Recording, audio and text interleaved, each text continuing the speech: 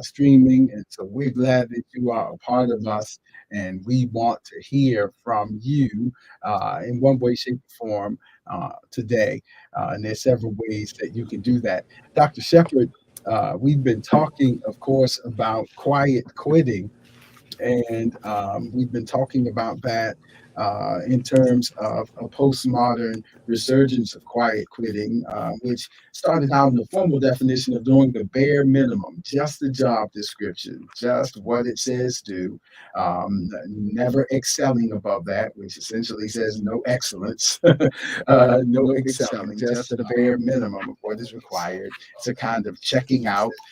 Sometimes it's an expression of reprioritizing, and certainly we've discussed in previous installments of Spirit and Mind how traumatic events like the pandemic can trigger our existential crises and awareness of our mortality, and kind of result in some reprioritizing of things in our lives. And so in some ways that can be certainly helpful, but we move from there to talking about the need for discipline to endure a course of study to reach a desired goal, because there's somewhere that we need to get. There's a mission, there's a vision, there's a degree we're trying to get, there's a place of accomplishment, a home, or whatever that is that we're trying to achieve in terms of a goal. And for that, we sometimes have to stick through it. And Dr. Shepherd um, um,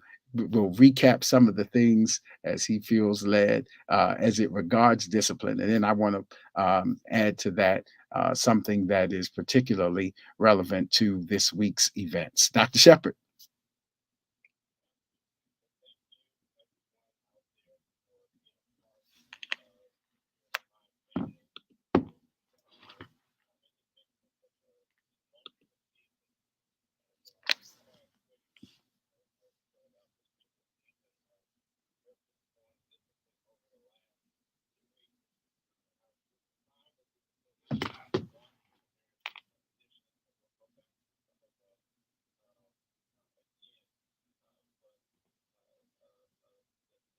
um, the issue that's happening that so many people are experiencing regarding lack of discipline fuels the quiet quitting.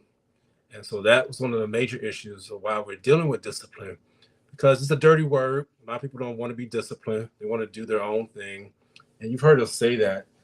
And we've talked about how in discipline that it is the control that is gained by enforcing obedience, another word we don't like, or order, submission. And we talked about how it's a prescribed conduct, a pattern of behavior, or self control. Then we even talked about how discipline is training that corrects, it molds, and even perfects the mental faculties or moral character of a person. And mental faculties is an important part because it talks about our capacity to have the ability to know what to do, when to do. It's our inherent capability. So many of us have capabilities that we don't utilize, and simply because of lack of discipline. And so, Bishop, this has been such a powerful series for myself and for so many others. Even this week, as I continue to take classes on growing in wholeness, if I'm going to be able to be whole, if I'm going to be able to move from being stuck, if I'm going to be able to grow and expand, discipline is required. It's not an option. There's certain things, when you making a cake, if there's any bakers out there, or if there are any persons who are you sew or you create, you're artists, even when you're making a song, creating a song, there are certain things that must be in place. And if you're talking about, I want to go to the next level at my job, I want to go to the next level in my marriage, I want to go to the next level in the Lord and the ministry, and there's no discipline, it's not going to happen, period. I hate to tell you, discipline is a requirement, it's a prerequisite. Just like when you're in courses at school, in order to move to the next level, you have to go through a prescribed order of conduct. And so, Bishop, this is where we have picked up today. One of the things that I want to talk about as we move through is what are some of the requirements for growth. And I just gave one of those issues. Number one is discipline. Discipline. You are not going to be able to grow, expand, be able to move from that feeling of I'm not worth it, or this is not even worth it. I think that's even more of an issue now. People may feel appreciated, yes, but people are like, I don't have to go through this. I don't have to deal this. I don't have to deal with you. And that is where we find so many people at. And they just, if it doesn't happen within this certain time frame, that promotion, that elevation, that recognition or acknowledgement, we're done. Cancel. Even some of the cancel culture has to do with the lack of discipline that's occurring in our society. I don't want to go too much further, but this is where we are picking up today. I need you all to tune in. I need you all to hear what's going to be shared today because it's going to be powerful. Absolutely, and thank you, Dr. Shepherd, for those of us, if you're just joining, it's good. Again, you're catching us in a series, and you can revisit and replay some of those series by going to our site as we discuss continue to discuss quiet quitting. But Dr. Shepherd, you said something so powerful about feeling, the need, wondering whether it's worth it, and that need to give up, or that urge to give up, or to check out physically or emotionally. And one of the things I'm impressed upon me this week is how do you continue to have that discipline and endurance, or that level of commitment when you're working through some things that are grievous or even traumatic. I'm thinking specifically about, of course, this week we've all seen the Tyre Nichols story, or heard the story, or seen the videos. And if you look at social media, the hashtag is trending. It's raising so many concerns and so many kinds of vicarious or secondary trauma reactions to see the video and to see how that tragically ended up. And so you're processing, and you may wonder if even the pursuit of justice is worth it, or if trying to do the right thing is worth it, and how do you process all of that? So one of the things that I think is important that we talk about, staying in the process, even as we are in need of help to process some of these feelings, and some of the overwhelming, when you feel like you're dealing with some overwhelming obstacles, like the pursuit of justice, like equity, like trying to get our message out. How do you stay disciplined as you process those kind of things, Dr. Shepherd? Yeah, Bishop, this is such a touchy subject. When you asked me how I was doing this week, I intentionally did not go there about the shooting. I'm sorry, the beating of Tyre Nichols, because Bishop, it's a lot. Yeah, indeed. I'll be honest with you. I again, I'm the one who works with people who's struggling, and I was like, I'm not in the headspace. I'm not in the headspace to handle what is being viewed on social media, different media outlets, and that's just being real. So you have to even know that even the people who you lean on sometimes, they're not even in a good headspace, and so that's even a point to acknowledge. Bishop, I have not watched the video. I refuse to watch it because I don't need to be traumatized again. Now I know some of you are, oh, Dr. Shepherd, you know what? You weak. Well, honestly, you can call me what you want. That's cool. I've matured enough now to know what I can handle and when I can handle. And that's a word for somebody out there today. You don't have to view things that people push onto you. That's part of discipline. I know where I'm Right. at. That's part of discipline. knowing when you can handle a situation, knowing how to be able to process it, and giving yourself time and space for that. That's called grace. And so Yes. we have to know, in the Black community especially, stop letting people push things on top of you when you're not ready. It happens in the church all the time. You know you're not ready for the elevation.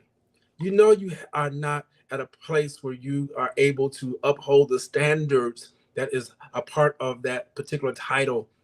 And I'm not talking about when you're just having cold feet. I'm talking about when you know that this is not where you're supposed to be at right now, but because it's a legacy, because it's your family's name, because it's whatever reason. I know where I'm at. You have to stop allowing people to put that on you. So, Bishop, number one, I tell people, if you have not watched the video, you don't need to watch the video. You don't, because it will traumatize you again if you are not in the correct headspace. For those who have Yeah. watched it, okay, that's cool. I'm not coming for you either. Uh, I just want you to know that make sure that you have time to process that. You know, I heard the sheriff from Memphis say that this particular video is worse than the Rodney King video that came out in the early '90s. I remember that. And that was before social media. The internet really was even in play, and just how that went around. So you can only imagine what's happening now, how many people have seen different perspectives and views and watched it numerous times. Be careful of what you feed yourself. And that is one of the Right. points for growth. I'm stopping here. When you want to be disciplined and you want to grow, you have to watch your diet. That's one of the 3Ds. If you keep feeding yourself traumatizing stuff, that's what's going to come out. That's why you can't keep the job. That's why you can't keep the relationship. You've been feeding yourself trauma. You know, you keep Yes. watching all the different things about how to break up with somebody, and how to let that man have it, and how to let that girl have it. Come on now. We have to watch some things that are healthy so that we can be disciplined. So when these traumatic experiences occur, they don't take us out either. And we weren't even directly a part of it. Absolutely, Dr. Shepherd, and that's why I thought it was so important to go there as we discuss quiet quitting, because it's so many things that can trigger that feeling of just what's the use of wanting to check out or give up. And I guess that's my message today to somebody is, don't give up, even as you're pursuing justice. And even now, I'm welcoming, and I see persons. Uh, uh, Putting into our conversation on the chat line, and so it is something it is emotionally volatile and complex, and but it points to that piece of having the discipline to know what we take in, because here on Spirit and Mind, our commitment is to discuss current affairs with Mhm. faith and health, mental health perspectives. And yet, with that, part of that discussion is knowing that you don't have to jump in on everything to the point of triggering us to these unhealthy places. And so I see some people have already written that they chose not to watch it. Reverend Dr. Bernice King, I was inspired on this subject by something she tweeted. Um, um, uh, Actually, in the last couple of hours, of course, daughter of Reverend Dr. Martin Luther King, her tweet says, and I thought this lined up with what you shared, Dr. Shepherd, is that you don't have to watch the video of Tyree Nichols. You don't have to subject yourself to that trauma. It should not require another video of a Black human being dehumanized for anyone to understand that this issue is urgent and devastating. And I thought that that was profound because it acknowledges both things, that there is a goal that still needs to be pursued in terms of justice, and in terms of all the complex issues that are involved in there. What training, what will it look like, and looking beyond just dominance and submission to other social determinants of health and the mental health crises and all other kinds of things, overt and covert racism. It's loaded with all other kinds of things that we can explore and still need to be pursued. Even as her dad said, that the arc of the moral compass is on a long arc, but it bends towards justice. So we can't give up this fight. We can't become apathetic or give in to anarchy or lose our sense of not just protest but process, the two together. But at the same time, we don't need to be a part of every trending topic, giving into the FOMO or the fear of missing out, and triggering ourselves in the efforts to be trendy. Wow. And so that's so very important, so that we know our triggers, so that we can stay on focus and not give up. So that's what I thought it was important to talk about. That as a part, as you said, as part of the diet. What we take in will influence us. So by now, we already know that certain things still need to be pursued. There's still a lot of work to be done. Um, and at the same time, we've got to know our individual triggers, so that we can stay on focus. Seems to be what I'm hearing, Dr. Shepard. Yeah, and Bishop, we have to be careful that we don't allow the media to dictate to us how we are going to operate and behave. I say that Hmm. because isn't it something how the media continues to portray when Black people are being killed by the police or beaten by the police, whether it be Black officers or white officers? And I hate to say this, but I am going to say it. I really believe that those Black officers, they were fired very quickly. I don't know if the same thing would have happened if they were of a different ethnicity. I'm going to say it because I really don't believe that they would have been fired that quick. So you have to be careful of people raging and protesting and things like that. Absolutely, we stand in agreement that this should not have happened, but we have to know that there is a different mindset in the media that will portray people of color in a lower level. I'm thankful for this form of media that we have. We don't see that taking place here, but we do see that in mainstream media where there are constantly photos, videos, and you have to be careful as we talk about spirit and mind. There is a spirit attached to that. I'm sure Bishop can elaborate more on that, but there's a spirit attached to that, and it messes with our mind, our soul. It influences us to where we want to give up. Uh, that's why you have to be careful what you watch, because if you watch that for so long, you'll forget what your plans were, even for 2023. You had some wonderful plans. Now your whole week is down because of what has happened. So we have to be able to have a healthy balance. Watch that diet really, because if you're going to be whole, which is our ultimate goal of why we host this particular program, we want people to be whole and not just whole spiritually, but in the other 5 areas that we dealt with a couple years ago: intellectually, physically, socially, economically, and emotionally. And so when these things happen, such again as this unfortunate, tragic, horrendous, horrific event, it attacks all 6 areas of our beings, and so you need to be aware of that. Um, yeah, Bishop, let's be disciplined. Let's be disciplined. Let's be disciplined. It will even, I'll say this and end with this. So you have a great capacity, right? We all were born with an innate or inherent capability to do or follow directions. Everybody was born with that. But when you feed in to your soul, into your mind, it will cut off that capability and that capacity. Isn't that something? Um, Hmm. we all Right. have been given a certain measure, as the scripture says, but you can cut it off. You can actually limit your capability and capacity because of the lack of discipline. You have to be careful even how much you protest, because that's draining. Let me tell you, when you talk about issues like this, and I know firsthand when I was called upon so much to do workshops after George Floyd was killed, And, people, oh my God, you're here, you're there, and oh, look at how the Lord is blessing you and stuff like that.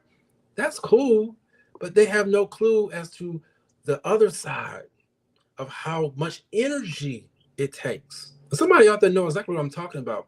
We spend a lot of energy in things that are not what we're supposed to be doing, are not building us up, that's not empowering us. And we're physical. Our physical bodies do get drained. As Bishop has already talked about, we're a three-part nature of man, spirit, soul, and body.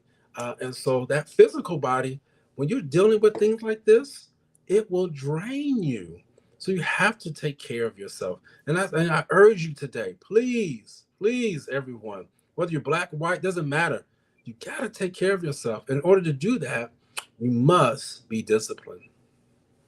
Absolutely, absolutely, and that means being, mindful of where we are, even, and so that takes time and effort to be in attunement with ourselves, really, and knowing how these things are affecting us. And I appreciate the chat line because it has persons in it that says I'm not ready. So and if you know that, then you know how to prepare yourself. Even I quoted Reverend Dr. Bernice King earlier, just a few moments ago. And before she posted that post about we don't need to see the video to know that there's some things, she also tweeted something interesting, and this is profound. She says, I am personally familiar with tragedy taking place in Memphis, Tennessee, which of course is the place where her dad was assassinated. And so, Yep. isn't it interesting that those kinds of connections can be made? So, it's important to say that these things can bring up other memories and other situations and other circumstances for us. And so, I just wanted to affirm those who said I wasn't ready yet, to say that's okay to know that. It can even be helpful to know if I'm going to stay on focus.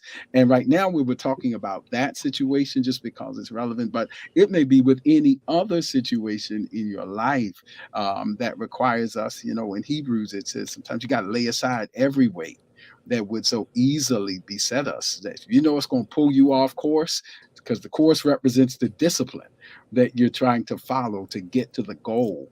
And it's that same verse says, endured the cross for the joy that was set before him. So he was able to look at where he was going and stay focused on where he wanted to end up. That's the testimony of Jesus. And lay aside weights that would so easily beset. And that's so key, I want to say, because a part of being disciplined is being able to process and regulate and manage, or be good stewards of our emotional selves. And that's the point I'm making, Dr. Shepherd. I know we got just a couple of minutes left, but please take us from here. Yeah, I hope you all are enjoying yourself. I mean, this is good. This is why you need to be sharing these type of programs with your friends. I'm looking at the various comments out there. Some people who are new to joining us via social media. You may be even new joining us on the radio. We are so thankful and so proud that you're doing that. But this is why we need to have these conversations, even as you're listening, even as you're driving, or whatever you may be doing. Let the words that we're saying be healing for you. Let it be insight for you. Let it be informational for you, so you can go back and chew on this, because these are the things that will help maintain us. These are things that will help us to be able to get through these crises. Because I hate to say it, Bishop, we're going to be here again. Oh, Dr. Shepherd, you just so negative. No, I'm not negative. It's just the reality of it. We're going to be here again. And so why make the same silly mistakes and put yourself down again and feel stuck again when we know we're coming back around again? Let's make some better choices. One of the challenges I gave to our audience a couple of weeks ago, make a log. Have you been doing that? I'm checking in, I'm the professor now. Check and make sure you've been doing your homework. Have you been making that log about keeping track of the thing that you said you're going to do better in January? It's the last Saturday in January. Dr. Shepherd, I forgot. No, come on. Let's pick that back. Let's pick that thing back up so that we can do better. Let's be disciplined this year. Thank you, Spirit of Mind family. Listen, tell somebody about us. We'll be back by God's grace next week, and we look forward to seeing you the next time on Spirit in Mind.